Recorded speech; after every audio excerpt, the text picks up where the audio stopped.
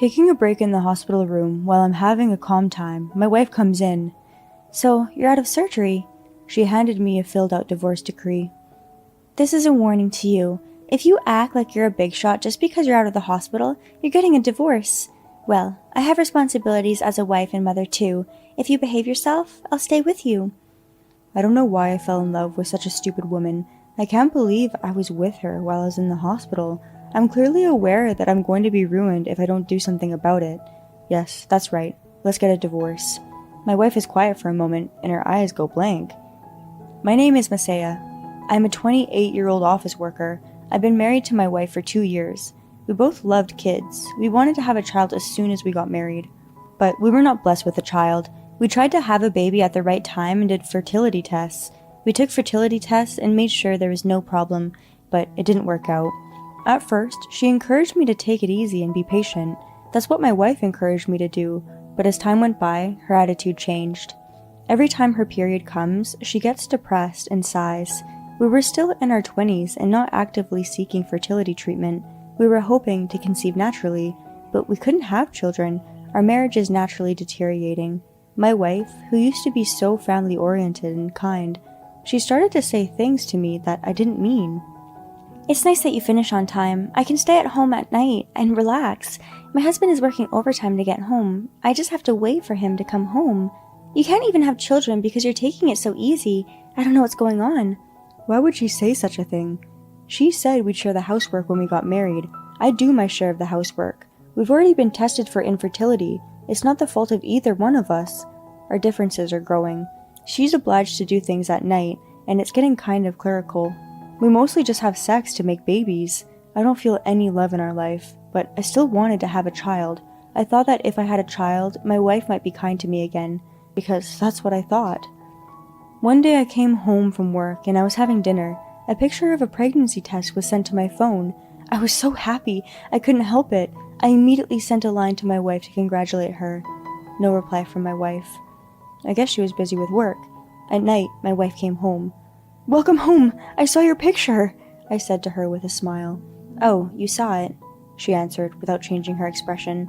The atmosphere was such that I couldn't ask her if she wasn't happy. My wife is looking at today's dinner without making a sound of joy. It was just like any other day. I stood there in a daze.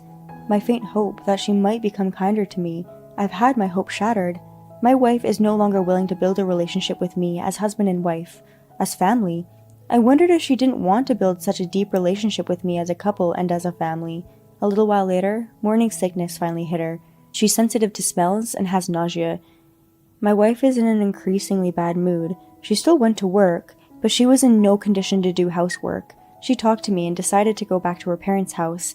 I thought it was a good idea. She chose to have the baby at home.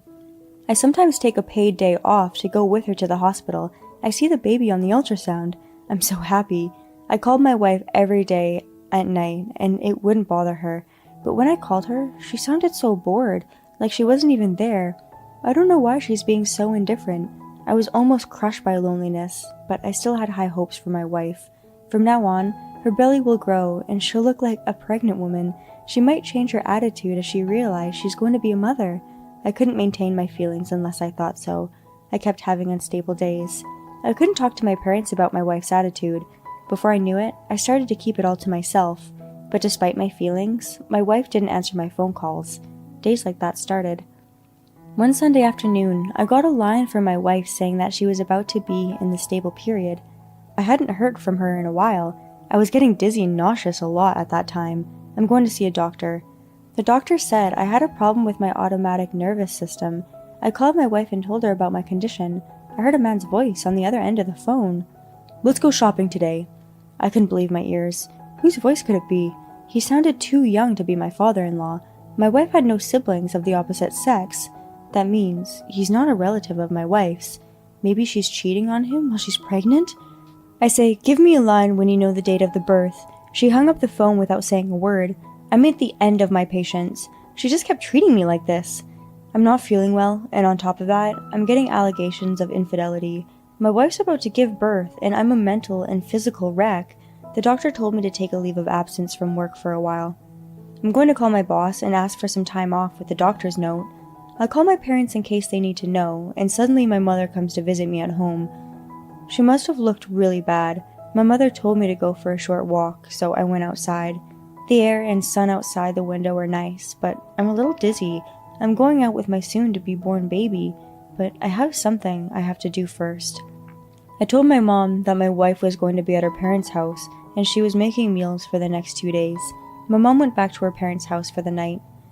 I went out for a walk again today, thinking I need to get back into society as soon as possible. Just then, a voice called out to me from behind. "Hey, is that you, Messiah?" I turned around, and there was a tall, slender man in a suit. "I knew it was Messiah. It's been a while." When he saw me, his face lit up.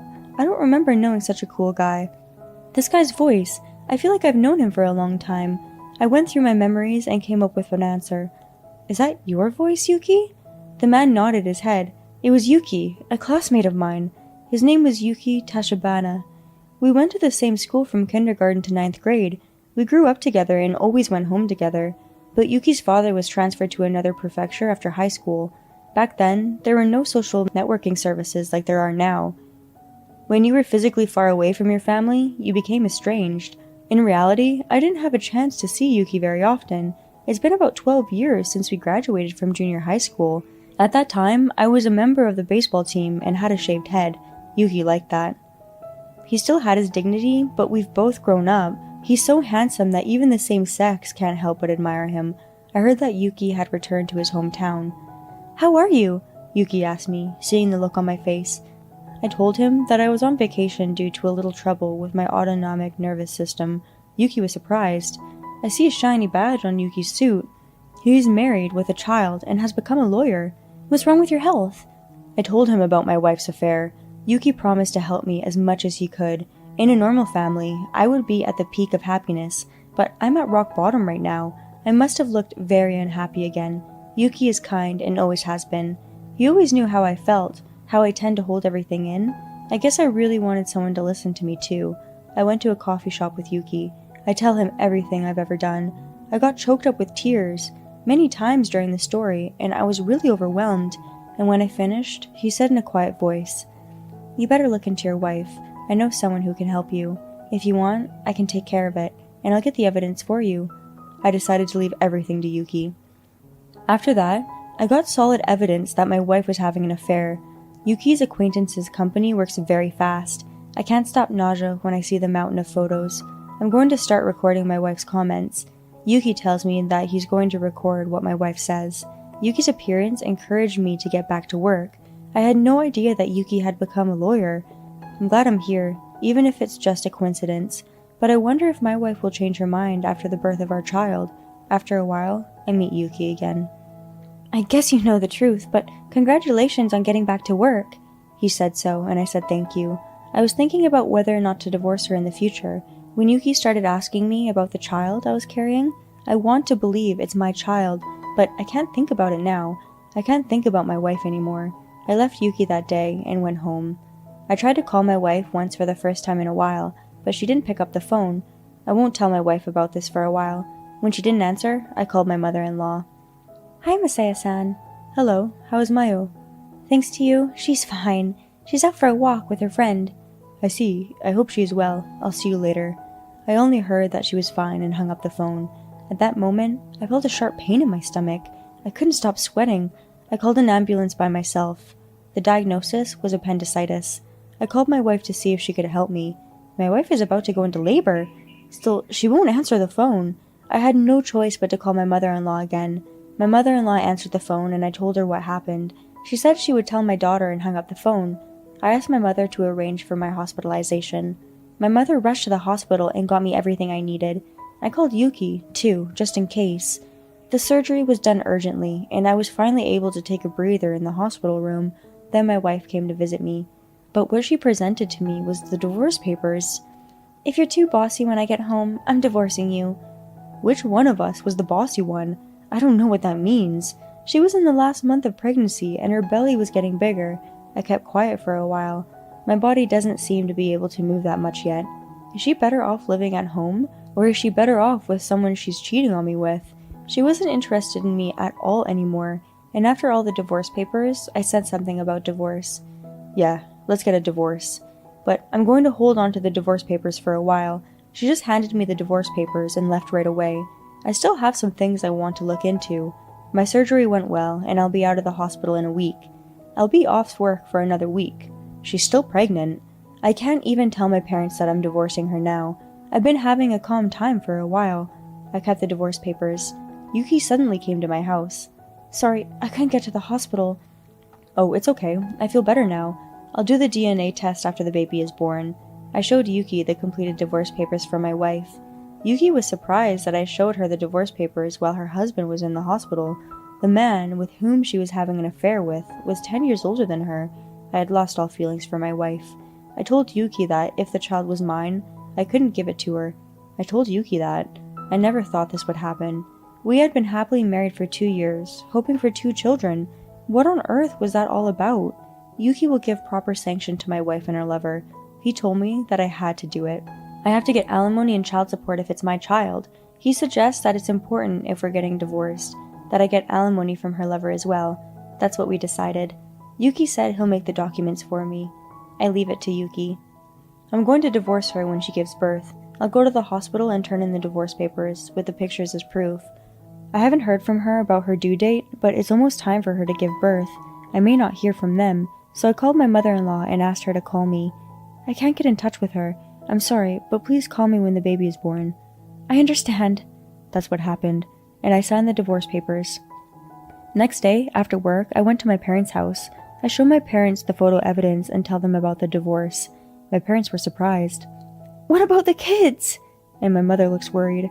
If it's my child, I want to take it. Then my father goes silent for a while. Of course, she'll have to pay child support. When I told them that I had discussed everything with my lawyer, they felt a little relieved.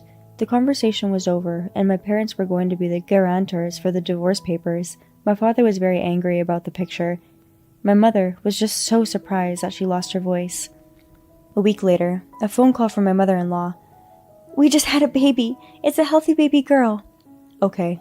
I go to the hospital at night with my parents. Yuki was coming too. After work, I took the divorce papers to the hospital. Through the glass, a little life is sleeping lovingly. My parents are happy for a moment, but then they started to get worried. My in-laws are overjoyed to see their first grandchild. I head to the hospital room with my parents. She is smiling after her safe delivery.